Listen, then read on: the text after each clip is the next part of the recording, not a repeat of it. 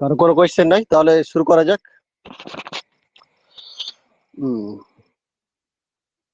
Physiography of India, আমাদের Bharatvarsha, diversity of India মানে বৈচিত্র্যময় দেশ। এই ভারতবর্ষে কোথাও পাহাড়, কোথাও পর্বত, আবার কোথাও সমতল ভূমি, আবার কোথাও কোস্টাল এরিয়া মানে উপকূল ভূমি। তো এই সমস্ত ভূমিকে আমরা বেশ কয়েকটি ভাগে ভাগ করতে পারি। যেমন আমরা 4টি ভাগে ভাগ করা হয়েছে। উত্তরের পার্বত্য ভূমি বা নর্দার্ন মাউন্টেন রিজন,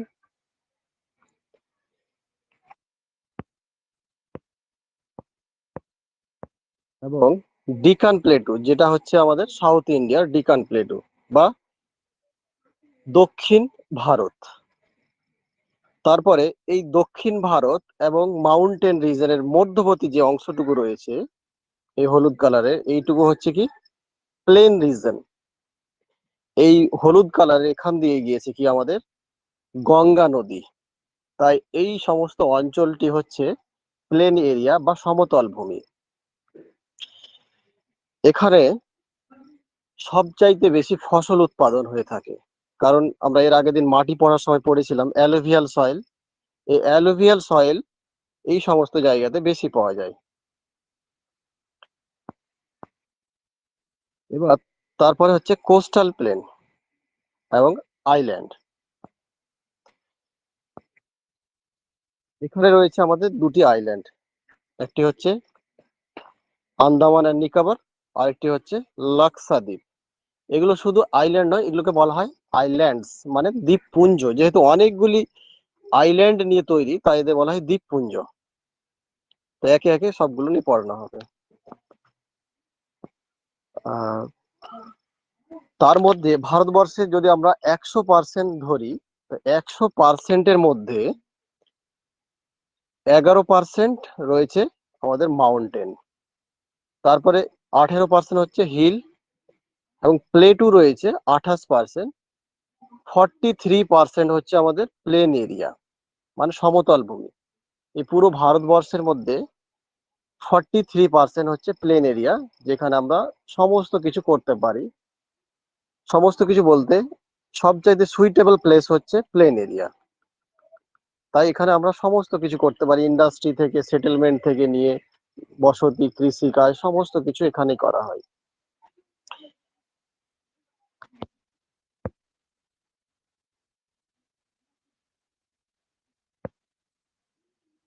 কিছু পর্বত শৃঙ্গ রয়েছে।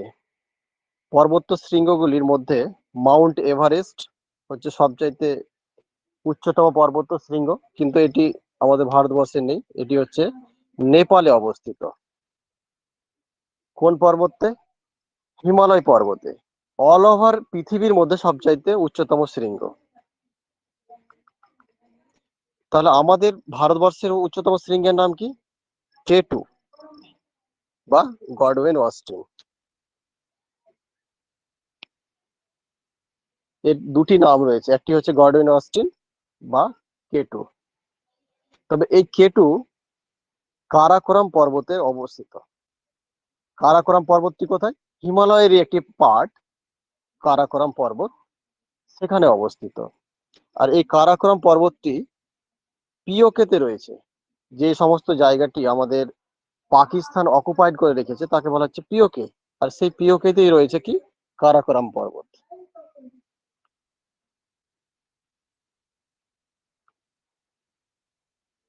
এর উচ্চতাও দেখে নেবেন, 8,611। কারণ সবসময় যেটা সবচাইতে বেশি সেটা আসে না। সবাই জানে যে মাউন্ট এভারেস্ট হচ্ছে পৃথিবীর সর্বোচ্চ শৃঙ্গ, ভারতের হচ্ছে গিয়ে গর্ডেন অস্টিন। তো এটার চলে আসে কি উচ্চতা কত।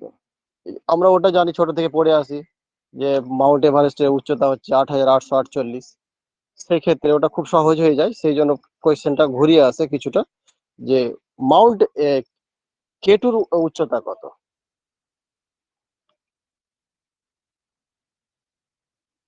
সাউন্ড ভালো আসছে না? সবার সাউন্ড আসছে ঠিকঠাক? আসছে, সাউন্ড ভালো আসছে তো। একজন মেসেজ করেছে সাউন্ড ভালো আসছে না। যার সাউন্ড ভালো আসছে না একবার ব্যাক করে আবার নতুন করে জয়েন করেন, তাহলে হয়তো চলে আসবে। যদি কোনো প্রবলেম স্ক্রিন না দেখায় বা এরকম হয় তাহলে ব্যাক করে আবার আসবেন।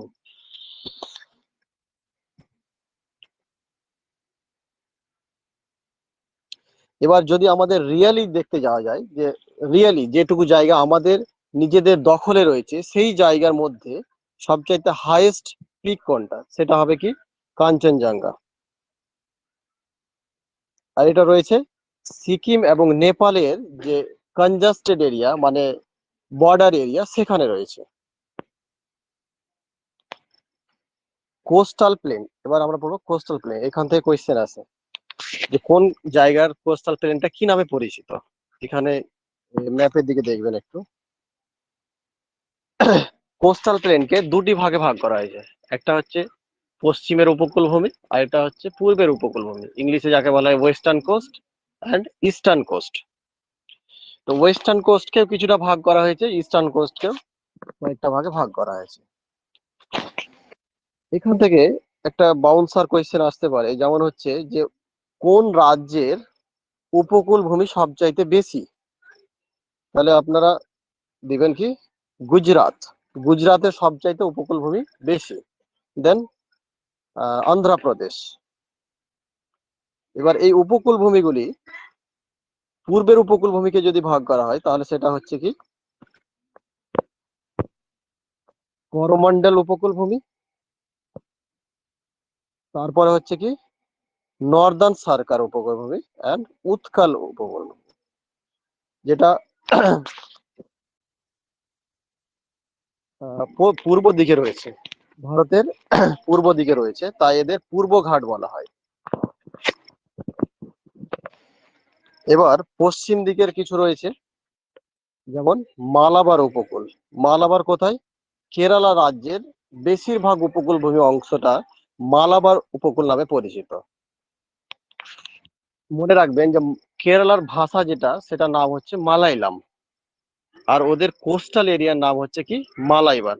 একই নাম দিয়ে মনে রাখবেন, মালাইবার, মালাইলাম অ্যান্ড মালাবার কোস্ট।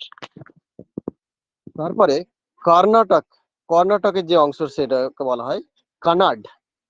নামের সাথে কিছুটা মিল রয়েছে, কানাড।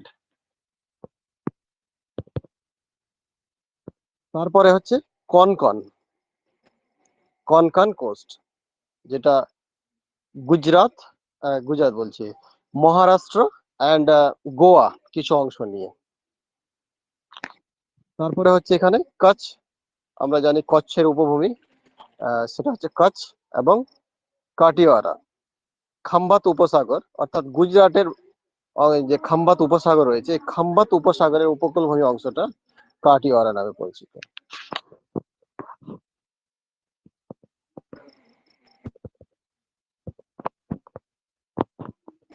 এখানে একটি কোয়েশ্চেন, খুব সুন্দর কোয়েশ্চেন। করমন্ডল উপকূলে বৈশিষ্ট্য। এই করমন্ডল উপকূলে ভারতবর্ষে এমনই একটা জায়গা যেখানে বছরে দুইবার বৃষ্টিপাত হয়, আর কোনো কোথাও দুইবার বৃষ্টিপাত হয় না, দুটো সিজন থাকে এখানে। একবার যখন আমাদের ভারতবর্ষে পুরো সব জায়গায় বৃষ্টিপাত হয়, তখন এই ওয়েস্ট, সাউথ ওয়েস্ট দিক থেকে কি আসে, হাওয়া যায়। অর্থাৎ এই যে তীর দেখানো হচ্ছে, এই দিক থেকে হাওয়া যায়। এই হাওয়াগুলি কি করে, জলীয় বাষ্প নিয়ে যায় এবং বৃষ্টিপাত ঘটায়। এটা স্বাভাবিক, এটা পুরো ভারতবর্ষেই ঘটে। এবং আরেকটা সময় যখন হয়, রিটার্নিং মনসুন বলা হয়। কোনটা? যখন আবার শীতকালে উল্টো দিক থেকে হাওয়া বয়, অর্থাৎ উত্তর দিক থেকে হাওয়া আসে, তখন ভারতবর্ষে বৃষ্টিপাত কিন্তু হয় না। যদিও হয় সেটা সামান্য পরিমাণে হয়, অন্যান্য জায়গাতে সেটাকে বৃষ্টি না ধরলেও চলবে, এরকম খুব নগণ্য পরিমাণে হয়। কিন্তু এই করমণ্ডল উপকূলে প্রচুর বৃষ্টিপাত হয়, কারণ এই জায়গা দিয়ে ক্রস করে কি সমুদ্র ক্রস করে আসতে হয় সেই জলীয় বাতাসটাকে, এবং সেখানে জলীয় বাষ্পটা সংগ্রহ করে নেয়। ফলে এই জায়গাতে কি হয়, দুইবার বৃষ্টিপাত হয়ে থাকে। তাহলে কোয়েশ্চেন যদি আসে ভারতবর্ষের কোন কোস্টে দুইবার বৃষ্টিপাত হয়, তাহলে সেটা হয়ে যাবে কি করমণ্ডল উপকূল। এবার এই কোয়েশ্চেনটা আবার ঘুরিয়ে দিতে পারে যে করমণ্ডল উপকূল কোন জায়গায় বিস্তৃত বা কোন কোন স্টেটে রয়েছে। তাহলে দুটি স্টেটের মধ্যে রয়েছে, একটা হচ্ছে তামিলনাড়ু আর একটা হচ্ছে অন্ধ্রপ্রদেশের কিছু অংশ, 50% অংশ। তো কতটা অংশ বলা হবে যে এখানে একটি নদী রয়েছে যেটা নাম হচ্ছে গোদাবরী অ্যান্ড কৃষ্ণা, দুটি পাশাপাশি রয়েছে। তো কন্যাকুমারী থেকে কৃষ্ণা গোদাবরী পর্যন্ত এর বিস্তার রয়েছে। এটা হচ্ছে কি করমণ্ডল উপকূল।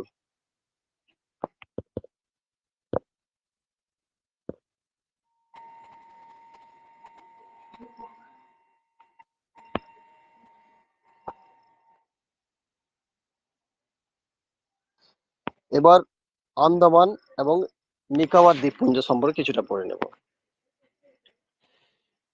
ভারতবর্ষে দুটি দ্বীপপুঞ্জ রয়েছে সবচেয়ে বৃহৎ, তার মধ্যে একটি হচ্ছে আন্দামান আর নিকোবর, আরেকটি হচ্ছে লাক্ষাদ্বীপ। এই যে ছোট দেখতে পাচ্ছেন একেবারে ক্ষুদ্র এই আন্দামান নিকোবর, যেখানে আমাদের নেতাজি সুভাষচন্দ্র বোস গিয়ে স্টে করেছিল। সেই আন্দামান আর নিকোবর দ্বীপপুঞ্জে মোর দেন 500 কি আছে আইল্যান্ড রয়েছে। অনেকগুলো আইল্যান্ড আবার সাবমার্জ, মানে সময়ে কি হয় উঠে যায়, আবার সময়ে ডুবে যায়। যখন জলরাশি বেশি পরিমাণে হয়ে যায় তখন ডুবে যায়, আবার অনেক সময় কি উঠে যায়, এইরকম হয়ে যায়। তো সেই জন্য বলা হয় যে মোর দেন 500 আইল্যান্ড, মানে 500-র বেশি আইল্যান্ড রয়েছে। এবার তাদের মধ্যে কিন্তু সব যে আইল্যান্ড আছে সেখানে কিন্তু মানুষ বসবাস করে না। মোর দেন 30 আইল্যান্ডে মানুষ বসবাস করে,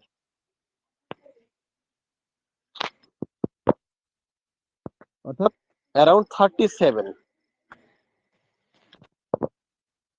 আইল্যান্ডে মানুষ বসবাস করে, যাকে বলা হচ্ছে ইনহ্যাবিটেড, যেখানে মানুষ বসবাস করে বা সেটেলমেন্ট তৈরি করতে পেরেছে।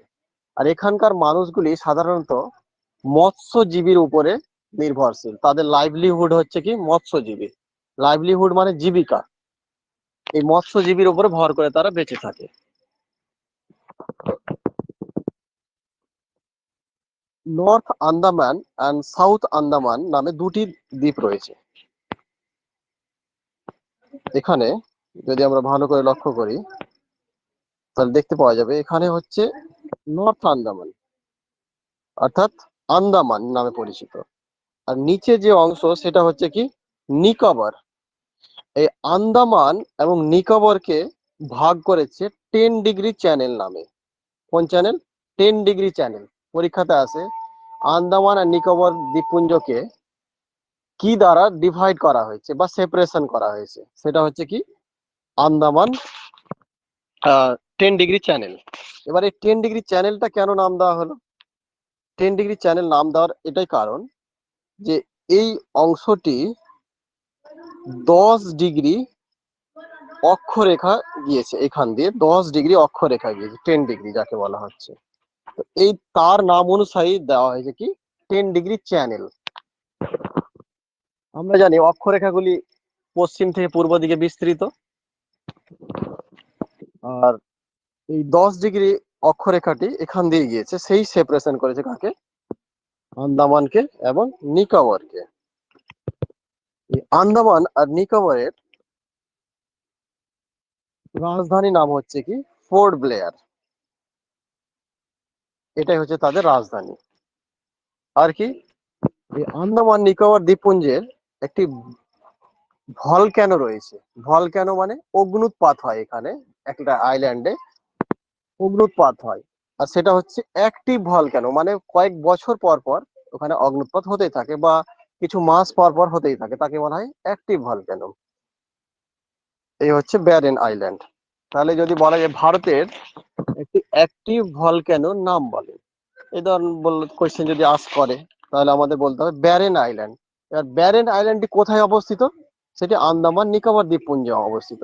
আরো যদি ডিটেলসে বলে যে আন্দামান নিকোবর দ্বীপপুঞ্জের কোথায় অবস্থিত, আন্দামানে না নিকোবরে, তাহলে সেটা হবে আন্দামানে।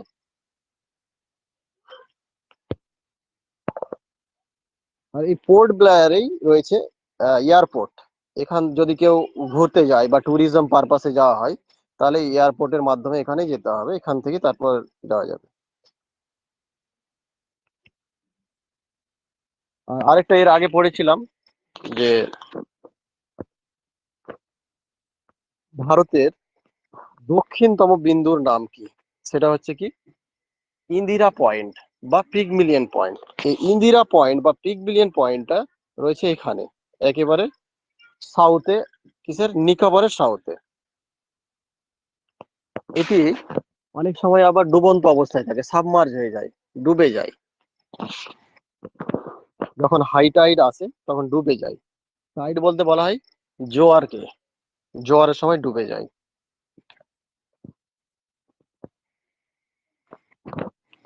এখানকার হাইস্ট পিক হচ্ছে স্যাডেল পিক। ওখানে যে পর্বত রয়েছে সেই পর্বতের হাইস্ট পিকের নাম হচ্ছে কি স্যাডেল পিক। যেটা বললাম যে ব্যারেন আইল্যান্ড এখানকার হচ্ছে অ্যাক্টিভ ভলক্যানো। এবার এই প্রসঙ্গে বলেই দিই, ভলক্যানো কাকে বলে। ভূ অভ্যন্তর থেকে যদি গলিত ম্যাগমা বাইরে বেরিয়ে আসে তখনই তাকে কি বলবো আমরা, ভলক্যানো বলবো। এই ভলক্যানো তিন ধরনের হয়ে থাকে। একটা হচ্ছে সক্রিয়, তারপর হচ্ছে সুপ্ত, তারপর হচ্ছে মৃত। সক্রিয় বলা হয় কি, যেটাতে সবসময় অনবরত চলতেই থাকে তাকে বলা হয় সক্রিয়। তাকে ইংলিশে বলা হয় অ্যাক্টিভ ভলক্যানো। যেটা প্রতিনিয়ত চলতে থাকে, হয়তো আজকে হলো কালকে হলো আবার হতেই আছে হতেই আছে, সেটাকে বলা হয় অ্যাক্টিভ ভলক্যানো। এবার ডরমেন্ট ভলক্যানো,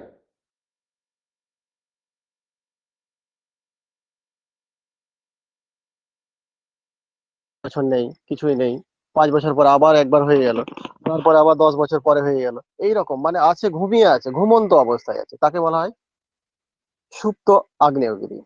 আবার আরেক ধরনের যেটা হচ্ছে মৃত, যেটা একেবারে হয় হয়তো 500 বছর আগে হয়েছে বা 1000 বছর আগে হয়েছে বা 2000 5000 বছর আগে হয়েছে, কোনো এক সময় হয়েছে, এখনো কিন্তু আর তার কোনো আহ সন্ধান খুঁজে পাওয়া যাচ্ছে না যে হয়তো হবে বা হবে না, অর্থাৎ মৃত অবস্থায় রয়েছে।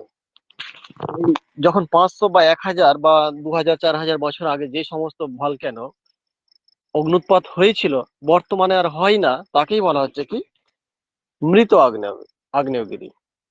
তো আমাদের ব্যারেনে যেটা আছে সেটা হচ্ছে অ্যাক্টিভ, যেখানে প্রতিনিয়ত হয়, মানে হয়তো আজকে হলো বা 2 মাস পরে হলো বা 1 মাস পরে হলো, এইরকম অবস্থায় হতে থাকে।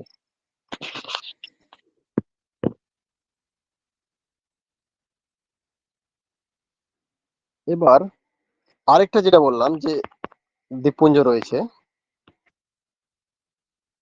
আহ, লাক্সাদ্বীপ।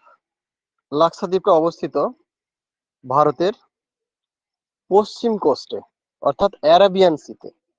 এই অ্যারাবিয়ান সি অবস্থিত হচ্ছে কি লাক্সাদ্বীপ। এই লাক্সাদ্বীপটি তৈরি হয়েছে কোরাল রিফস দ্বারা। কোরাল এক ধরনের প্রাণী যেগুলি মৃত অবস্থায় সঞ্চিত হয়ে আইল্যান্ড তৈরি করেছে, তাকেই বলা হচ্ছে কি কোরাল, কোরাল আইল্যান্ড।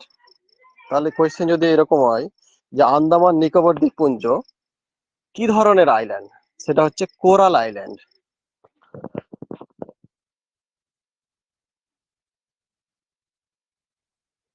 এটিও ভারতের একটি ইউনিয়ন টেরিটরি, যেখানে বেশ কিছু আইল্যান্ড রয়েছে, অর্থাৎ এখানেও প্রায় স্যার 100-র বেশি হ্যাঁ, স্যার বলছিলাম বলেন। মৃত্যু আর সুপ্ত এই দুটো ইংলিশ কি ব্যবহার করবো কেন?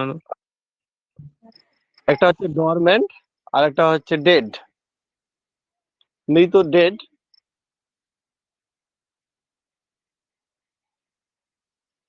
অ্যাক্টিভটা হচ্ছে সক্রিয়, তারপর হচ্ছে ডরমেন্ট, আর ওটা হচ্ছে কি ডেড।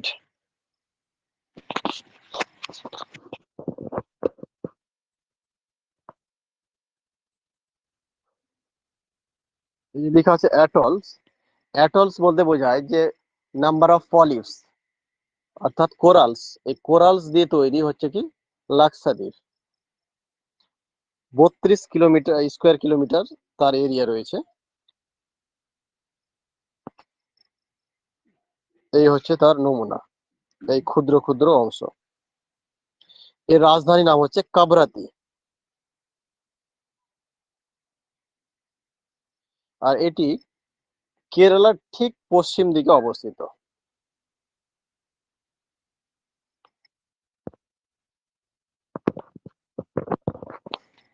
টু 2011 সেন্সাস অনুযায়ী এখানে প্রায় 64,429 জন লোক বসবাস করে।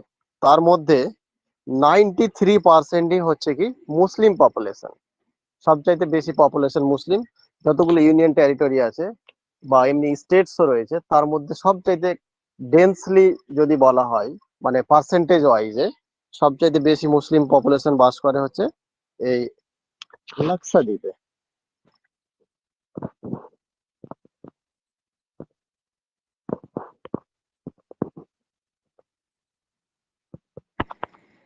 এখান পর্যন্ত কোনো কোয়েশ্চেন?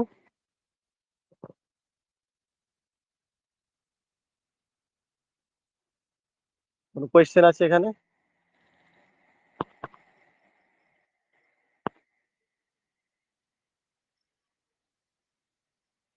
কারো কিছু জানার থাকলে বলেন, না হলে আবার অন্য টপিকে যাওয়া যাবে।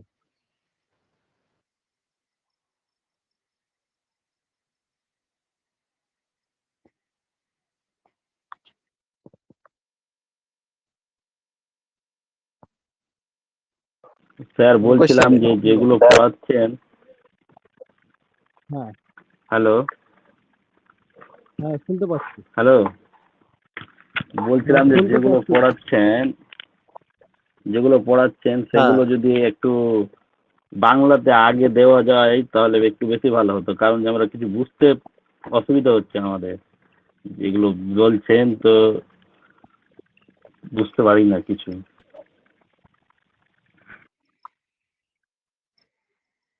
অ্যাকচুয়ালি বাংলাতে করাটা মুশকিল, মানে আবার ওটার বাংলা এতে টাইপ করা কম্পিউটারে হয় না আর কি।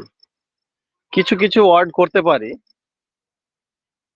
আর আপনারা যেটা আমরা বলবো যে এই কথাগুলো বা পড়ানোর সময় একটু নোট যদি করে নেন তাহলে সব থেকে ভালো হয়। তাহলে আপনাদের সুবিধা হয়ে যাবে, বা আপনি অন্য সময় যখন একটু রেকর্ডিংটা ক্লাসটা শুনবেন তখনও ভালো হয় আর কি, সুবিধা হয় যে এই যে যে কোশ্চেনটা কি বলা টপিকটা হচ্ছে। যে টপিকটা হয়তো হ্যাঁ, বলেন। পড়াচ্ছেন ওই টপিকের উপরে যদি কোনো, যে টপিকটা হয়তো পড়াচ্ছেন সেই টপিকের উপরে যদি বাংলা কোনো নোট বা ডিটেলস যদি থাকে তো সেগুলো দিলে গেলে বেশি ভালো হয়। আচ্ছা, বাংলা আলাদা করে? হ্যাঁ, ঠিক আছে, আলাদা করে বাংলারও কিছু যেরকম এই আর যেন ডিটেলসে থাকে ঠিক আছে। ওগুলোর মধ্যে আমরা যেন পড়ে কিছুটা বুঝতে পারি। ঠিক আছে, বাংলারও কিছু বই থেকে ছবি তুলে ওটা পিডিএফ বানিয়ে বাংলায় বাংলাতে থাকে তাহলে একটু হেল্প পাওয়া যায় আর কি, এটা বলতে চাইছেন। স্যার তো বাংলাতে বলে দিচ্ছে, বুঝতে তো সেরকম অসুবিধা হয়নি। আমি এতে বাংলাতে বাংলা বই থেকেও কিছু আমি ছবি তুলে পাঠিয়ে দেবো, ঠিক আছে? আর আমি যে কথাগুলো বলছি কথাগুলো একটু নোট করে নেবেন, বা পরে রেকর্ডিং ক্লাসগুলো যদি দেখেন সেখান থেকেও দেখবেন। আমি বিশেষ করে ইংলিশও বলছি, বাংলাতেও বলছি, ওই জন্য যাতে সুবিধা হয় আর কি। আর ইংলিশ শিখতেই হবে, কিচ্ছু করার নেই, কারণ ওখানে কোয়েশ্চেন ইংলিশেই আসবে।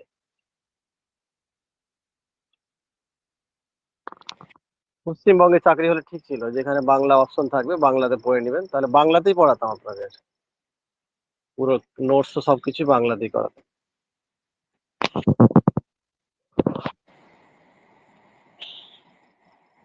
হ্যাঁ, এখানে একটা কোয়েশ্চেন এই ইয়ে থেকে, যেমন হ্যালো দুটি স্যার।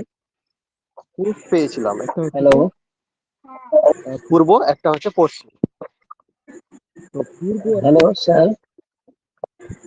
হ্যাঁ হ্যালো, হ্যাঁ বলছিলাম হ্যাঁ, যে বলেন ওই বলেন।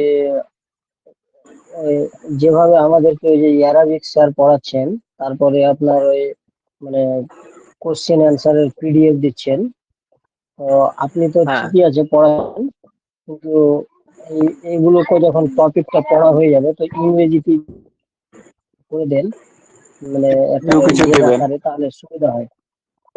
কোয়েশ্চেনের কথা নোটস বলছেন, আকার।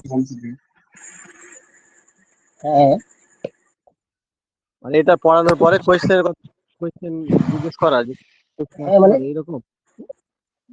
না, মানে যেমন ধরেন যে একটা টপিক পড়ালেন না স্যার, তো হ্যাঁ ওই টপিকের উপরে কিছু আপনি কোশ্চেন অ্যান্সার করে দিলেন।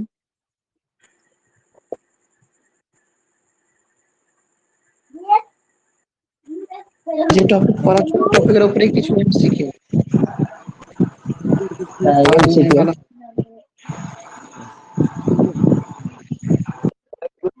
সেটাই হচ্ছে এক নম্বর কথা, হচ্ছে অথেন্টিক এমসিকিউ।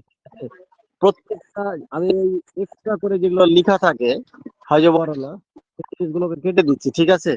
এক নম্বর। আচ্ছা, যখন আপনাদের এই মক হচ্ছে, এখান থেকেই কোয়েশ্চেন গুলোকে নেওয়া হচ্ছে। এই topic থেকে যে কোয়েশ্চেন গুলো আসতে পারে এগুলো নেওয়া হচ্ছে, প্লাস যেমন বিপিএসসি তে আগের যে বিপিএসসি গুলো হয়েছে সেগুলো থেকে কি কোয়েশ্চেন এসেছে, যেমন পাবলিক সার্ভিস, না আমাদের যেমন ডাব্লিউবিসিএস পরীক্ষা হয়, যেমন ওদের পাবলিক সার্ভিস হয় ওখানে বিপিএসসি থেকে কন্ডাক্ট করা। তো ওখানে যে কোয়েশ্চেন গুলো জিওগ্রাফি বা ইন্ডিয়ান জিওগ্রাফি থেকে কোয়েশ্চেন করা হয়, সেগুলো থেকেও তোলা হয়। তো ওটা নিয়ে নিশ্চিন্ত থাকবেন। আর চেষ্টা করব যেটা বললেন যে ওখান থেকে কোয়েশ্চেন গুলো করা এরপরে।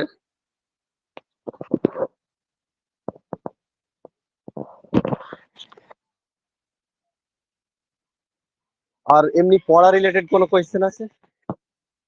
অ্যাকচুয়ালি টপিক ওয়াইজ যদি টপিক বেসিস আপনি কোশ্চেন করেন তাহলে আমাদের পক্ষে সেটা খুব সুবিধাজনক হবে। মানে যা কিছু পড়লাম সেই টপিক ওয়াইজ দিয়ে আপনি কোশ্চেন দিলেন, সেটা অ্যাকচুয়ালি আমাদের পক্ষে খুবই ভালো হবে, জিনিসটা আরো মানে বুঝে আসবে। আচ্ছা ঠিক আছে, কোয়েশ্চেন করুন। স্যার আমি একটু কথা বলে নিই। আমি আশিক ইলাহি স্যার বলছি। বলছিলাম যে আমাদের যতগুলো এখন পর্যন্ত পড়ানো হয়েছে জিওগ্রাফি এবং হিস্ট্রি, আমাদের সপ্তাহে একটা করে মক টেস্ট হয়, কিন্তু সেই মক টেস্টে যতগুলো বিষয় স্যারগুলো পড়ান, হুম, সমস্ত বিষয়ের উপরই কোশ্চেন থাকে, আর সেই কোশ্চেনটা পরের ক্লাসে কিন্তু স্যার আলোচনা করে দেন। মক টেস্টে মানে যেই স্যার বিষয়টা পড়াবেন সেই বিষয়টার উপরই কিন্তু মক টেস্ট নেওয়া হয়, আর সেই সময় ওই এমসিকিউটা দেওয়া হয় এবং স্যার সেটা আলোচনাও করে দেন। বুঝতে পারলেন? ইনশাআল্লাহ এটা পড়াচ্ছেন স্যার, এই বিষয়ের উপরে স্যার মক টেস্ট নেবেন। হ্যাঁ, মক টেস্ট নেওয়ার সময় কোশ্চেনটা আপনাদের প্রোভাইড করে দেওয়া হবে ইয়েতে কি বলে পিডিএফ আকারে।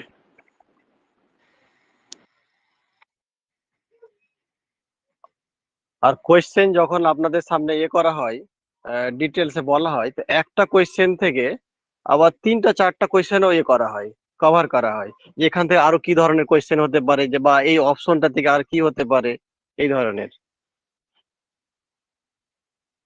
সেই জিনিসগুলো খেয়াল রাখবেন।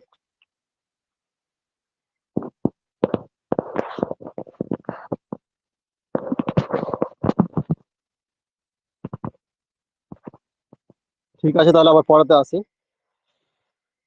আমাদের দুটি কোস্ট রয়েছে, একটি হচ্ছে পূর্ব কোস্ট আর একটি হচ্ছে পশ্চিম কোস্ট, অর্থাৎ পূর্ব উপকূল এবং পশ্চিম উপকূল। এই পূর্ব উপকূল এবং পশ্চিম উপকূলের কিছু সাদৃশ্য এবং বৈসাদৃশ্য রয়েছে। কি সাদৃশ্য বৈসাদৃশ্য? প্রথম হচ্ছে এই পূর্ব উপকূলটি, এটার বিস্তার খুব বেশি, অর্থাৎ চওড়া বেশি। এটা পশ্চিম উপকূলটার চওড়া কিন্তু অনেকটাই কম। এটা হচ্ছে আরেকটা হচ্ছে কি, এটা সংকীর্ণ, একেবারে খাড়া ঢাল, এই ঢালটা হয় প্রচুর খাড়া। এবং এই পূর্ব উপকূল এর ঢাল কিন্তু খাড়া নয়, এটা হচ্ছে কি আস্তে আস্তে যায়। তাই এই পূর্ব উপকূলে ডেল্টা ফরমেশন হয়, নদীগুলি যখন হয় সেই নদীগুলি থেকে ডেল্টা ফরমেশন হয়ে থাকে। যেমন আমাদের সুন্দরবন ডেল্টা বা বদ্বীপ, তেমন কৃষ্ণা বদ্বীপ, গোদাবরী বদ্বীপ, এই ধরনের বদ্বীপ গুলো গড়ে উঠেছে কোথায়? পূর্ব উপকূলে। আর পশ্চিম উপকূল যেহেতু অত্যন্ত খাড়া বা সংকীর্ণ, সেই কারণে ওখানে কি হয়, কোনো বদ্বীপ গড়ে উঠতে পারে না। তাই পশ্চিম বাহিনী যতগুলো নদী রয়েছে, যেমন নর্মদা, তারপর হচ্ছে মাহি, তাপি, এই ধরনের নদীগুলিতে কোনো ডেল্টা ফরমেশন হয় না বা বদ্বীপ ফরমেশন হয় না। তাহলে এই ধরনের কোয়েশ্চেন যদি আসে যে পশ্চিম বাহিনী নদীগুলিতে ডেল্টা ফরমেশন কেন হয় না, তাহলে আপনারা পেয়ে যাবেন যে পশ্চিম উপকূলটি হচ্ছে সংকীর্ণ, অত্যন্ত গভীর, তাই এখানে ডেল্টা ফরমেশন হয় না বা তৈরি হয় না। আর যেহেতু পূর্ব উপকূলটি গভীর নয়, তাই এখানে ডেল্টা ফরমেশন হয় বা বদ্বীপ ফরমেশন হয়ে থাকে।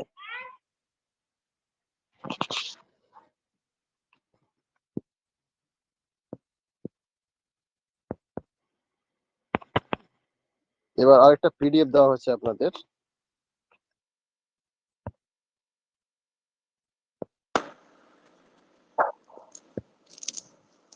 হ্যালো। হ্যাঁ বলেন।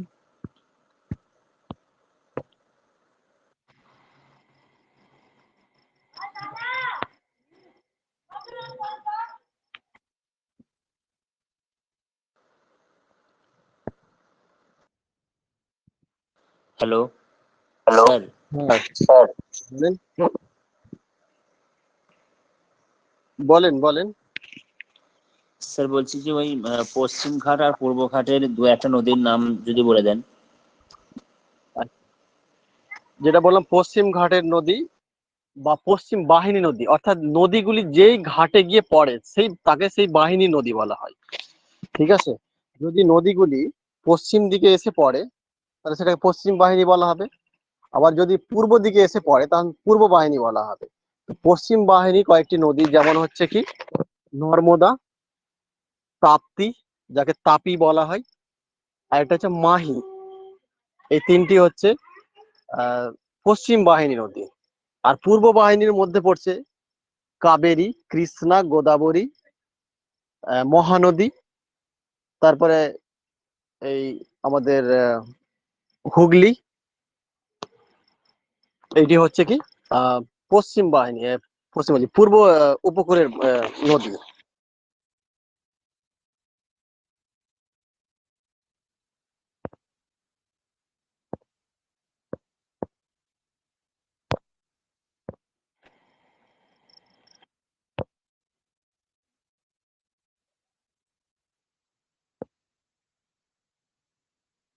ঠিক আছে, তাহলে আমি এটা পিডিএফ কে চেঞ্জ করে দিচ্ছি, যেটা পিডিএফ দেওয়া হয়েছে গ্রুপে, ওটা একবার দেখেন।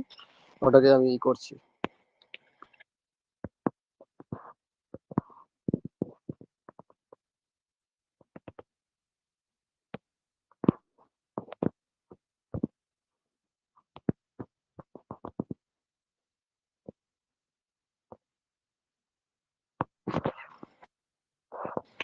দেখতে পাওয়া যাচ্ছে ইন্ডিয়ান রিভার সিস্টেম। এই যে সেই নদীগুলি,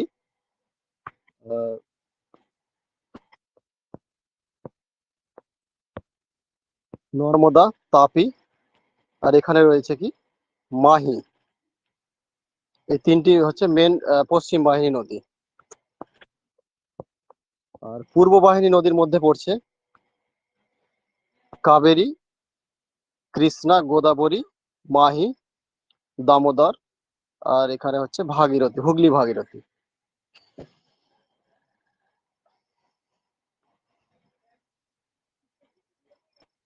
এই নদীগুলির মধ্যে গোদাবরীকে বলা হয় কি দক্ষিণের গঙ্গা, অর্থাৎ সাউথ গঙ্গা বলা হয়, দক্ষিণী গঙ্গা বলা হয় বা সাউথ গঙ্গা বলা হয়। যেহেতু নর্থে এই গঙ্গা নদীর মতোই এই সাউথে গোদাবরী বিস্তার রয়েছে, সেই জন্য একে দক্ষিণের গঙ্গা বলা হয়। আবার কাবেরী নদীকেও গঙ্গা গঙ্গা বলা হয়, কিন্তু কাবেরী নদীকে গঙ্গা বলা হয়, দক্ষিণের গঙ্গা কেন বলা হয়? স্যাক্রেড এর জন্য, পবিত্রতার দিক থেকে বলা হয় কি দক্ষিণী গঙ্গা।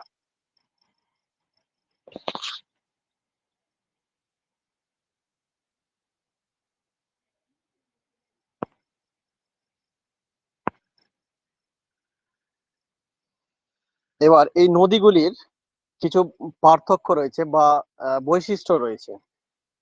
এর আগে হয়তো একদিন বলেছিলাম, আজকে আবার রিমাইন্ড করিয়ে দিই। নদী দুই ধরনের হয়ে থাকে, একটাকে বলা হয় পেরিনিয়াল রিভার, আর এটা হয় নন পেরিনিয়াল রিভার। বাংলায় যাকে বলা হয় নিত্যবাহ নদী, অনিত্যবাহ নদী। অর্থাৎ যে সমস্ত নদীতে সারা বছরই জল পাওয়া যায় বা জল থাকে তাকে বলা হয় নিত্যবাহ নদী বা পেরিনিয়াল রিভার। আবার যে সমস্ত নদীতে সারা বছর জল থাকে না, কোনো একটা সিজনে কি হয় জলে পূর্ণ থাকে, তাকে বলা হয় কি অনিত্যবাহ নদী বা নন পেরিনিয়াল রিভার। তো সবচাইতে যে সমস্ত নদীগুলি রয়েছে সাউথ ইন্ডিয়ার, সেগুলি হচ্ছে কি নন পেরিনিয়াল রিভার। অর্থাৎ দক্ষিণের দিকে যে সমস্ত নদীগুলি রয়েছে এই সমস্ত হচ্ছে কি নন পেরিনিয়াল। এগুলি বর্ষার জলে পুষ্ট নদী। যখন বর্ষা হয় তখন এই সমস্ত নদীগুলিতে জলে পরিপূর্ণ থাকে, আবার যখন বর্ষাকাল চলে যায় আস্তে আস্তে নদীগুলি জল শুকাতে শুকাতে একেবারে শেষ হয়ে যায়। অর্থাৎ এই নদীগুলি প্রবাহমান নয়, কোনো একটা সময় এই নদীগুলি কি হয় জলগুলো শুকিয়ে যায়, তলানিতে চলে যায়। যেমন পশ্চিমবঙ্গে রয়েছে বেশ কিছু নদী, মহানন্দা নদী যেমন, এই সমস্ত নদীগুলি হচ্ছে কি বর্ষার জলে পুষ্ট নদী।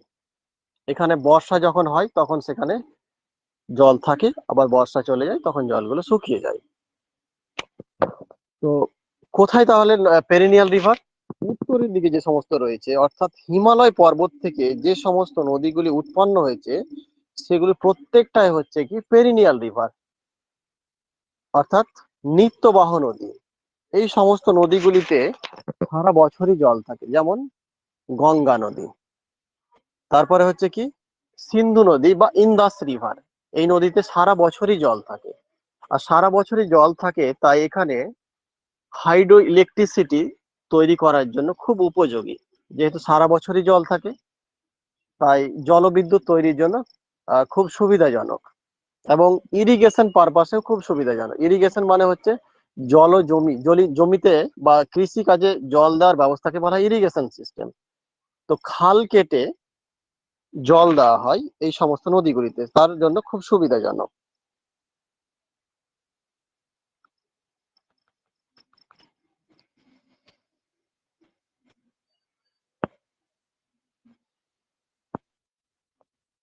এবার একটু গঙ্গা নদীর সম্পর্কে পড়ে নিই। গঙ্গা নদী কোথা থেকে উৎপন্ন হয়েছে, তার কতগুলি রিভার রয়েছে, ট্রিবিউটারি। হ্যাঁ, তার আগে একটা কথা বলে দিই, আপনারা তো হয়তো জানেন অনেকেই, ট্রিবিউটারি অ্যান্ড ডিস্ট্রিবিউটারি কাকে বলা হয়।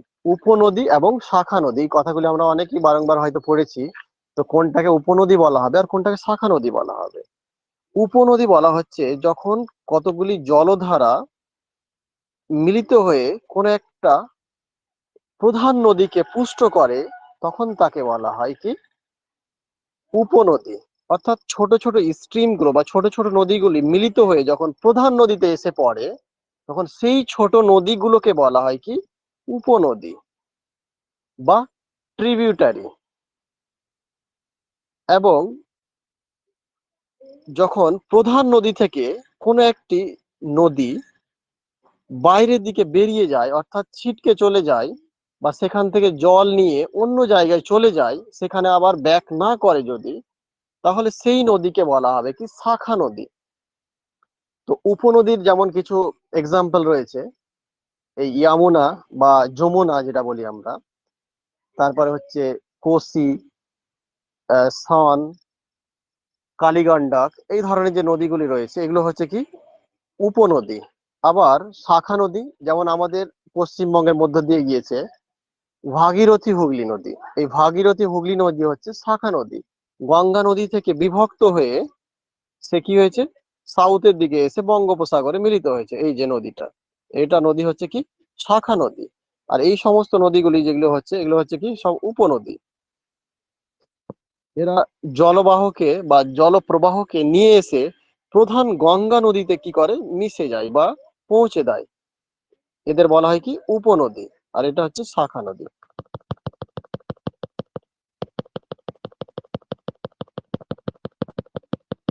এবার কোয়েশ্চেন যদি আসে যে left bank and right bank, অর্থাৎ ডান দিকের নদী এবং বাম দিকের নদী, তাহলে কোনো ম্যাপে যদি নদীকে আমরা বুঝতে পারি, যদি আপনার সামনে একটা ম্যাপ দেওয়া থাকে তাহলে আপনি বুঝবেন কোনগুলো ডান দিকের নদী কোনগুলো বাম দিকের নদী।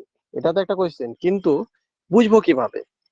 এটা বোঝার একমাত্র উপায় হচ্ছে কি যে নদীর প্রবাহটা কোন দিক থেকে কোন দিকে যাচ্ছে সেখানে অ্যারো দিয়ে দেওয়া থাকবে, তীর চিহ্ন দেওয়া থাকবে নদীর ভিতরে। তো তীর চিহ্নটা যেই দিকে যাবে, অর্থাৎ নদীটি সেই দিকে প্রবাহ হচ্ছে, জলগুলো সেই দিকে যাচ্ছে, তাহলে আমরা সেই দিকে যদি মুখ করে দাঁড়াই, তাহলে আমাদের যদি রাইটে যে সমস্ত নদীগুলো পড়বে সেটা হচ্ছে কি রাইট ব্যাংক, আর আমাদের বাম দিকে যদি পড়ে সেটা হচ্ছে লেফট ব্যাংক বা বাম তীরের নদী। অর্থাৎ নদীটা এইদিকে যাচ্ছে, গিয়ে এখানে পতিত হচ্ছে বঙ্গোপসাগরে, তাহলে তার জলপ্রবাহের দিক হচ্ছে এইদিকে।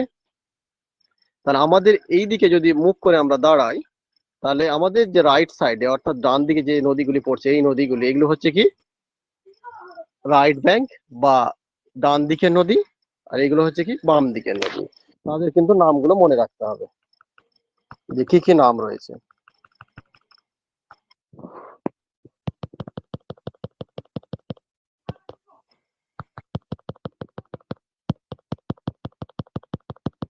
এই গঙ্গা নদীটি উৎপত্তি হয়েছে বা সোর্স রিজন, উৎপত্তি হওয়া মানে সোর্স রিজন, যেখান থেকে উৎপন্ন হয় কোন একটা গ্লেসিয়ার থেকে। সেই গ্লেসিয়ার নাম হচ্ছে গঙ্গোত্রী গ্লেসিয়ার। এই গঙ্গোত্রী গ্লেসিয়ার থেকে বরফ গলে ছোট একটা জলধারা থেকে কি হয়, এই গঙ্গা নদীটি উৎপন্ন হয় বা গঙ্গা নদীটি তৈরি হয়। এবং তৈরি হয়ে যখন পর্বত গাত্র থেকে বা পর্বতের গা থেকে কোথায় আসে, নিচের দিকে নেমে আসে, তখন সেটি ভাগীরথী নামে পরিচিত। তাহলে গঙ্গা নদী যখন উৎপন্ন হয় তখন কি নামে পরিচিত, ভাগীরথী নামে পরিচিত। এর লেন্থ হচ্ছে কত, অর্থাৎ দৈর্ঘ্য হচ্ছে 2525 কিলোমিটার। তার মধ্যে 2450 কিলোমিটার হচ্ছে উত্তরাখণ্ড এবং ইউপি নিয়ে, এবং বিহারে রয়েছে 445 কিলোমিটার, এবং পশ্চিমবঙ্গে রয়েছে 520 কিলোমিটার।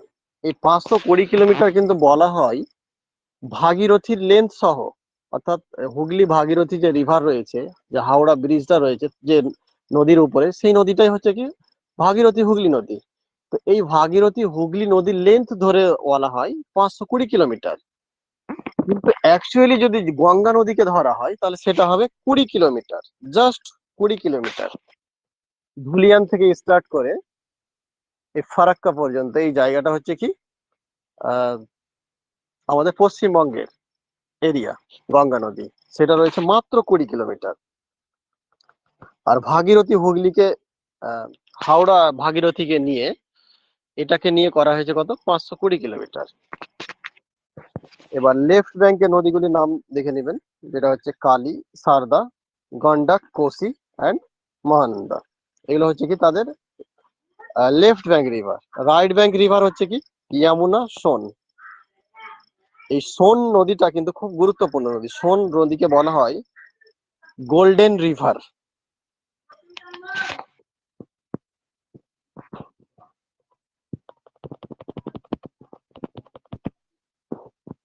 এবার কোয়েশ্চেন যদি আমাদের আসে এই ধরনের, যে কোন শহরটি কোথায় অবস্থিত, কোন নদীর তীরে অবস্থিত, তাহলে সেটাও কিন্তু মনে রাখার বিষয়। যেমন আমাদের উত্তরপ্রদেশের কিছু বিখ্যাত শহর রয়েছে, যেমন লখনউ, এলাহাবাদ। এখানে কনফিউজ নিয়ে আসে যে লখনউ হচ্ছে কি উত্তরপ্রদেশের রাজধানী, তো এই উত্তরপ্রদেশের রাজধানী লখনউ শহরটি কোন নদীর তীরে অবস্থিত, সেটি হচ্ছে গোমতী নদীর তীরে অবস্থিত। যদি কোয়েশ্চেন এরকম আসে যে গঙ্গা নদীর তীরে অবস্থিত, গঙ্গা নদীর তীরে কিন্তু অবস্থিত নয়, গঙ্গার ওটা একটা ট্রিবিউটারি অর্থাৎ উপনদী। তো গঙ্গার উপনদী গোমতীর তীরে অবস্থিত হচ্ছে লখনউ।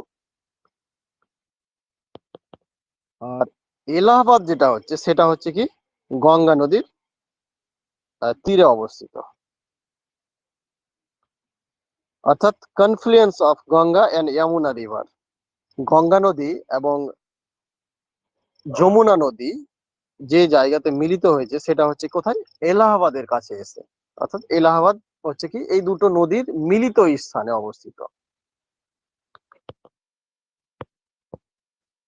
এবং পাটনা যে শহরটি রয়েছে, এই পাটনা শহরটিও কিন্তু গঙ্গা নদীর তীরে অবস্থিত।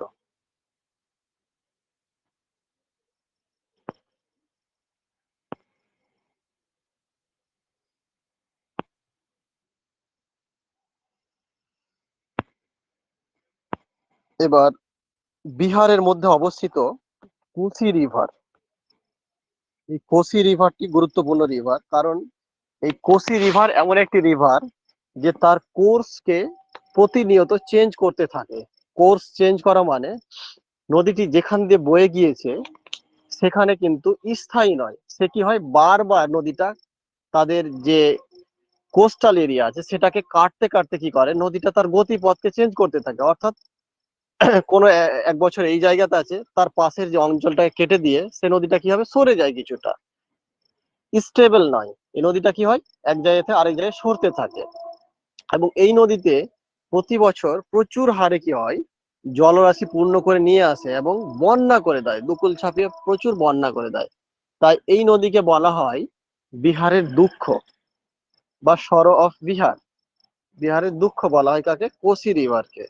যেমন পশ্চিমবঙ্গের দুঃখ বলা হয় কাকে? দামোদরকে বলা হয় পশ্চিমবঙ্গের দুঃখ, তেমনই ও হচ্ছে কি আহ বিহারের দুঃখ, কোসি রিভার।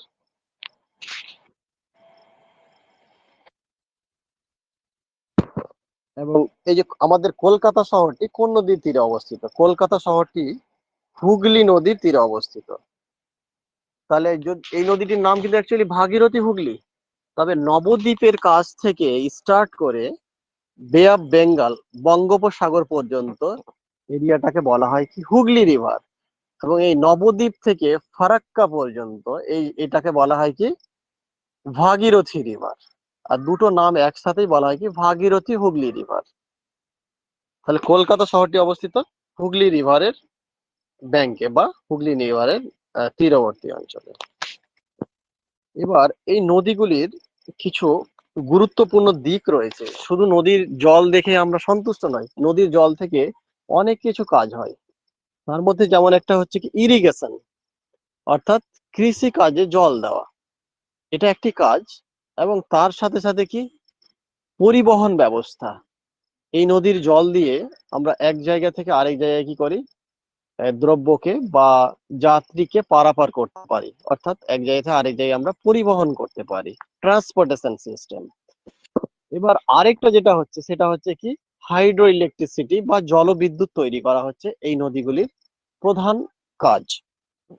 তো কিছু নদী রয়েছে যেগুলোর বহুমুখী পরিকল্পনা রয়েছে। বহুমুখী নদী পরিকল্পনা মানে একটি নদী থেকে বিভিন্ন রকমের কাজ, যেমন বললাম যে ইরিগেশন পারপাস অর্থাৎ জল দেওয়া, পরিবহন করা, এবং সেখান থেকে হাইড্রো ইলেকট্রিসিটি তৈরি করা বা জলবিদ্যুৎ তৈরি করা। সেই রকমই ভারতের বেশ কিছু জলবিদ্যুৎ উৎপাদন কেন্দ্র রয়েছে এই নদীগুলির উপরে বা নদীগুলিকে কেন্দ্র করে। তো তেমনি কিছু বিখ্যাত যেগুলো আমাদের প্রজেক্ট রয়েছে সেই প্রজেক্টগুলি এখন আলোচনা করা হবে। যেমন হচ্ছে হীরাকুদ রিভার, হীরাকুদ ড্যাম বা হীরাকুদ প্রজেক্ট। এই প্রজেক্টটি মহানদীর উপরে অবস্থিত, উড়িষ্যার মহানদীর উপরে অবস্থিত। আর এটি হচ্ছে longest river dam in India.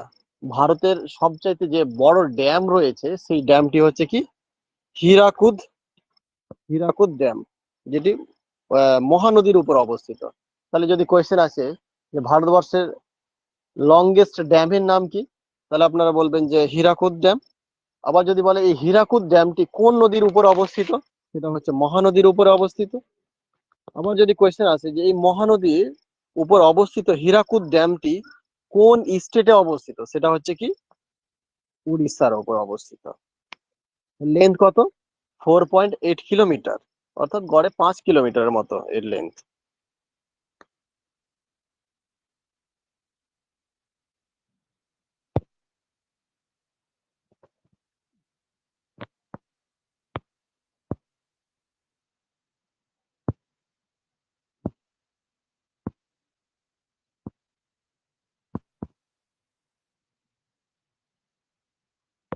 এবার তারপরে হচ্ছে কি নিজাম সাগর ড্যাম আর নিজাম সাগর প্রজেক্ট। এই নিজাম সাগর প্রজেক্টটি রয়েছে মাঞ্জরা রিভার ট্রিবিউটারি, অর্থাৎ মাঞ্জরা যে ট্রিবিউটারি রয়েছে গোদাবরী রিভারের, সেই গোদাবরী রিভারের মাঞ্জরা ট্রিবিউটারির উপরে, যেটি তেলেঙ্গানাতে অবস্থিত। অন্ধ্রপ্রদেশ থেকে বিভক্ত হয়ে যাওয়া রাজ্য তেলেঙ্গানাতে অবস্থিত। এই তেলেঙ্গানা প্রসঙ্গে একটা কোয়েশ্চেন বলেই দিই আপনাদের। এই তেলেঙ্গানা রাজ্যটি কত সালে তৈরি হয়? 2014 সালে কিন্তু এই তেলেঙ্গানা রাজ্যটি তৈরি হয়ে থাকে। আর এই তেলেঙ্গানাই হচ্ছে আমাদের সবচাইতে নিউ স্টেট, অর্থাৎ নতুন স্টেট যতগুলো আছে শেষ যে স্টেট তৈরি হয়েছে সেটা হচ্ছে কি তেলেঙ্গানা। সেটা কততে? 2014 সালে তৈরি হয়ে থাকে।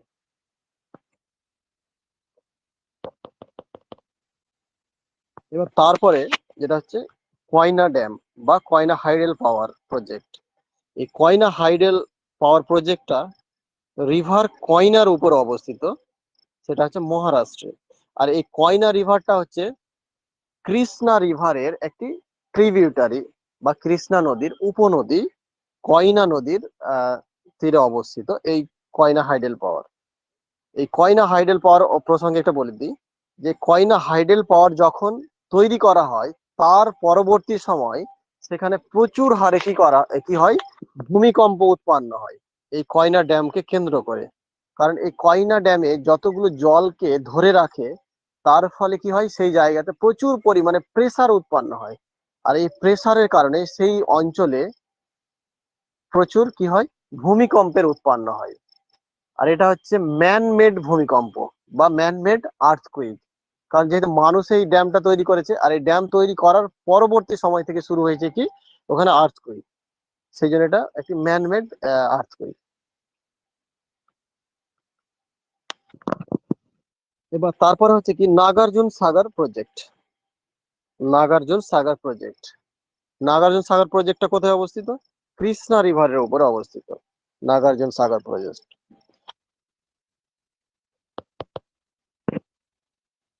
এবার কিছু লেক রয়েছে আমাদের ইন্ডিয়াতে। লেক মানে হ্রদ। এবার হ্রদ জিনিসটা কি? বৃহৎ জলধার যার চারিদিক কি থাকে আবদ্ধ থাকে তাকে বলা হচ্ছে কি লেক।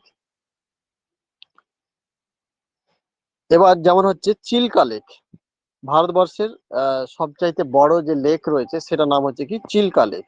আর এই চিল্কা লেকটি অবস্থিত উড়িষ্যার উপকূলে চিল্কা লেকটি অবস্থিত। আর এই চিল্কা লেকটি রামসার সাইট নামে আখ্যায়িত হয়, সেটা হচ্ছে 1981 সালে। রামসার সাইট কাকে বলা হয়? ওয়েটল্যান্ড, তাকে ওয়ার্ল্ড হেরিটেজ হিসাবে কি করা হয় নাম দেওয়া হয় ওয়েটল্যান্ড আর রামসার সাইট।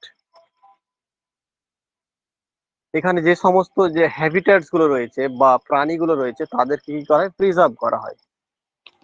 এবার এছাড়া তারপরে রয়েছে কি পুলিকট লেক। পুলিকট লেকটা অবস্থিত অন্ধ্রপ্রদেশ এবং তামিলনাড়ুর যে বর্ডার এরিয়া রয়েছে সেই বর্ডার এরিয়াতে পুলিকট লেকটি অবস্থিত। পরীক্ষাতে এরকম আসছে যে পুলিকট লেকটি কোথায় অবস্থিত? পুলিকট লেকটি অবস্থিত হচ্ছে কি অন্ধ্রপ্রদেশ এবং তামিলনাড়ুর বর্ডারে।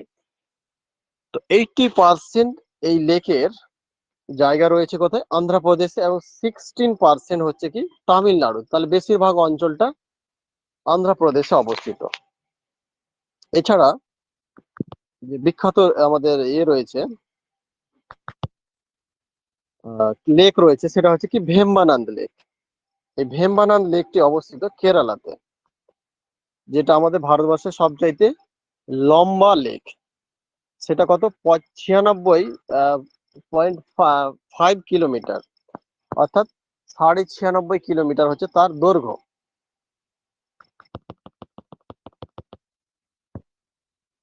এবার একটা বলে দিই যে লাগুনস, এই লেক সম্পর্কে একটা কোয়েশ্চেন আছে। লাগুনস অর্থাৎ যে সমস্ত লেকের 3 দিক কি থাকে জলে আবদ্ধ, ল্যান্ড দিয়ে আবদ্ধ থাকে, অর্থাৎ ল্যান্ড দিয়ে ঘেরা থাকে তার 3 দিক।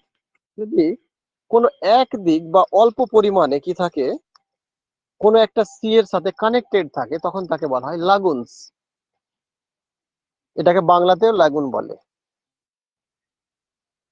অর্থাৎ কোনো ল্যান্ড বডি 3 দিকে ঘেরা এবং কোনো এক দিকের কিছু অংশ কি থাকে এর সাথে বা মুক্ত সি এর সাথে কি থাকে কানেক্টেড থাকে, সেই ধরনের লেককে বলা হয় লাগুনস।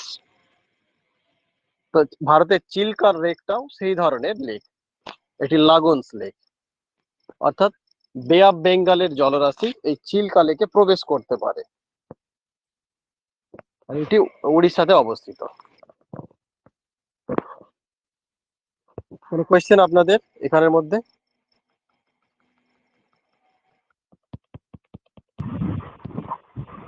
স্যার স্যার রামসার সাইডটা বললে ভালো হতো। Ramsar side. আচ্ছা,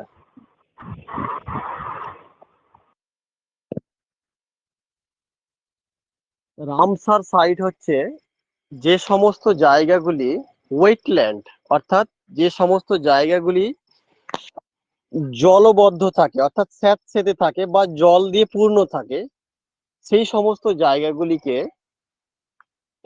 কি করা হয়, রামসার সাইট হিসাবে চিহ্নিত করা হয়।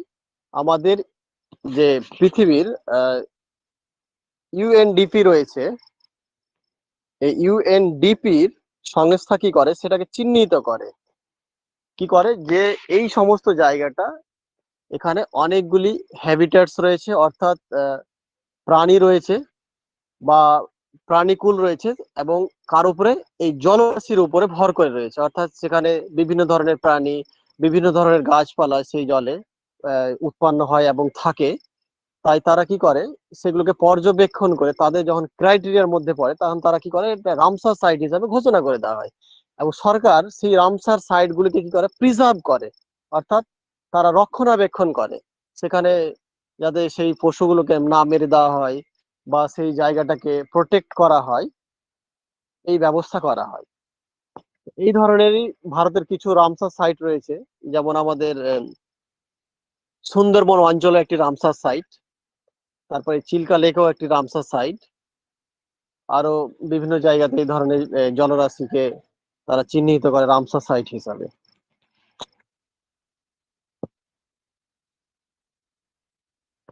যেমন ওয়ার্ল্ড হেরিটেজ সাইট বলা হয়, যেমন পুরাতন যে বিল্ডিং গুলো রয়েছে বা পুরাতন কোনো সংস্কৃতি রয়েছে, ইউএনও কি করে, ওখানকার যে সংস্থা সেটা হচ্ছে ইউএনডিপি, এরাই তারা পর্যবেক্ষণ করে সেটাকে হেরিটেজ সাইট হিসাবে গণ্য করে। তেমনি এই রামসার সাইটটাকেও তারা কি করে, চিহ্নিত করে। যেমন আমাদের দুর্গাপূজাকে এই রিসেন্টলি কি করা হয়েছে, হেরিটেজ কালচার হিসাবে আখ্যায়িত করা হয়েছে।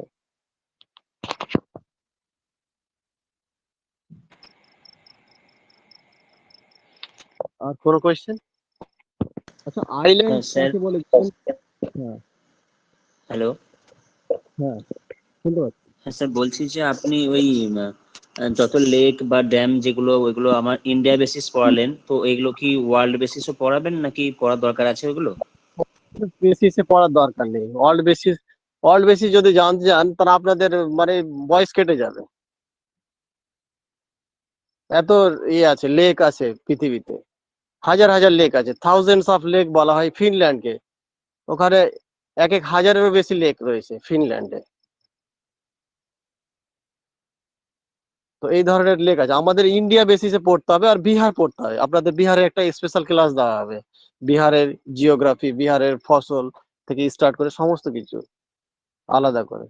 তাই বিহারকে এক্সট্রা ভাবে আমি এখানে ডিসকাস করছি না, মানে যেই মধ্যে পড়ছে সেটাই বলে দিচ্ছি।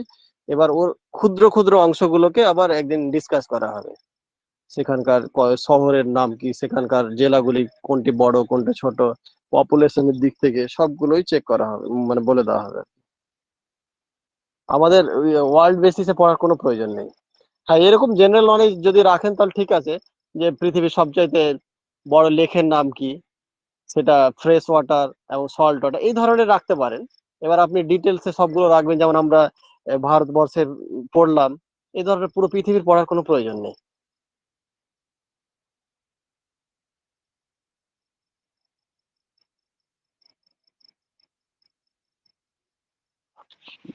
হ্যাঁ, যেটা বলছিলাম যে আইল্যান্ড কাকে বলে, মানে এতক্ষণ তো পড়লাম আইল্যান্ড, হয়তো অনেকে জানেন আবার জানেন না, সেই জন্য বলে দিই। যদি কোনো ল্যান্ডের চারিদিক কি থাকে, জল দিয়ে ঘেরা থাকে, তাহলে সেই ল্যান্ডকে বলা হবে কি, আইল্যান্ড। অর্থাৎ তার চারিদিকেই থাকবে জলরাশি। যেমন শ্রীলঙ্কা, শ্রীলঙ্কার চারিদিকেই রয়েছে কি জল। শ্রীলঙ্কাকে বলা island. Andaman and Nicobar island, তার চারিদিকে কি রয়েছে? জল।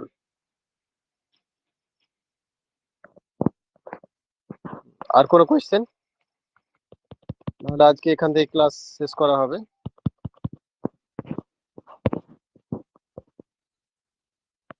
কারো কোনো কোয়েশ্চেন থাকলে বলেন, যে কোনো কোয়েশ্চেন আস্ক করতে পারেন এখান থেকে, বা এক্সাম রিলেটেড কিছু বলতে পারেন।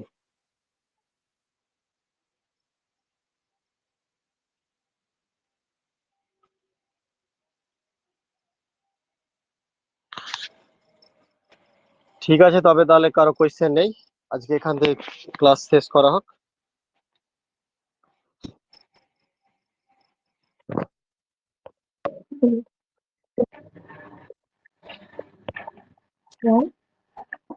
হ্যাঁ বলেন।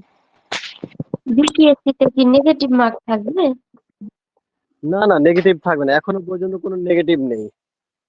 মানে যতগুলো এখন পর্যন্ত প্যানেল বেরিয়েছে তত সেখানে নেগেটিভ নেই। ওরা ফিউচারে ভেবেছে যে হ্যাঁ আমরা নেগেটিভ রাখার চিন্তা ভাবনা করছি, কিন্তু এখনো রাখেনি। এখন টায়ার 3-তে রাখেনি, 4-এও সম্ভাবনা নেই। স্যার ওই বলছিলাম কোশ্চেনটা যদি আমরা পেতাম, কি? মানে টিআরই 3 পরীক্ষাটা কি হয়ে গেছে? না, টায়ার 3 পরীক্ষা হয়নি এখনো। স্যার ওই কোশ্চেনটা আমাদের সাথে একটু ভালো হয়। আর ওএমআরে আমাদেরকে এবারে মানে বিপিএসসি যে পরীক্ষাটা সেটা আমাদেরকে ওএমআরে দিতে হবে। হ্যাঁ, ওই মারি দিতে হবে। তো স্যার আমাদের এবার ওয়েস্ট বেঙ্গলের মতো খালি করতে হবে ABCD এগুলোতে? সেম সেম, পুরো সেম সিস্টেম থাকবে। যেমন আমাদের এখানে নেট সেটের হয়, বা এর যে মাদ্রাসা সার্ভিস কমিশন হয়েছিল, সেই ধরনের সেম হবে। আচ্ছা তাহলে ফর্ম ফিল আপটা কখন হবে আর আমাদের রেজাল্ট আমরা কিভাবে পাবো? হ্যাঁ, রেজাল্ট এর আগের যেটা হয়েছিল, যেটা লাস্ট ইয়ারে যারা আদার স্টেটস এর ছিল তারাকে পাটনা গিয়ে নিয়ে আসতে হয়েছিল রেজাল্ট।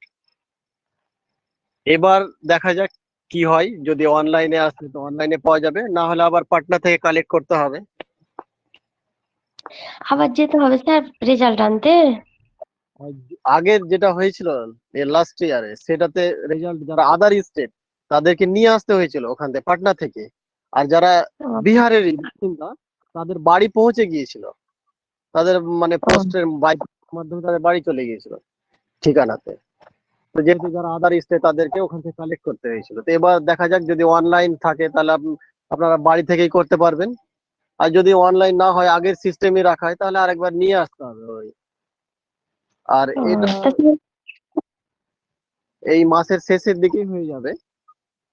Form fill up? তারপরে না, ফর্ম ফিল আপ না, রেজাল্ট হবে, তারপরে ফর্ম ফিল আপ আসবে। তো স্যার অ্যানসার কি তো দিয়ে দিয়েছে, তাহলে আবার রেজাল্ট কি রকম বেরোবে? এখন অ্যান্সার কি দেওয়া হয়েছে, যার কারো যদি কোনো কোয়েশ্চেনে থাকে, অবজেকশন থাকে যে কোয়েশ্চেনটা আমার ঠিক ছিল, আপনারা ভুল দিয়েছেন, তারা কোয়েশ্চেন গুলোকে চ্যালেঞ্জ করতে পারে। আচ্ছা কোয়েশ্চেন গুলো চ্যালেঞ্জ করা হবে, তারা আবার সেটাকে মিলিয়ে দেখা হবে যে হ্যাঁ এই কোয়েশ্চেন গুলো সত্যি সত্যি স্টুডেন্টরা ঠিকই বলছে, আমরাই ভুল দিয়েছি অ্যান্সার। তখন তারা এটা কারেকশন করে আবার নতুন কি করা হবে, দেওয়া হবে, দিয়ে রেজাল্ট করা হবে যে আচ্ছা ফর্ম ফিল আপটা কখন হবে বিপিএসসি? ফর্ম ফিল আপ আশা করা যায় যে নেক্সট মান্থে। আগস্টে? ঠিক আছে কারণ স্যার। আচ্ছা এক্সামটা তাহলে কবে হবে? রেকর্ডিংটা বন্ধ করুন স্যার, রেকর্ডিংটা বন্ধ করুন।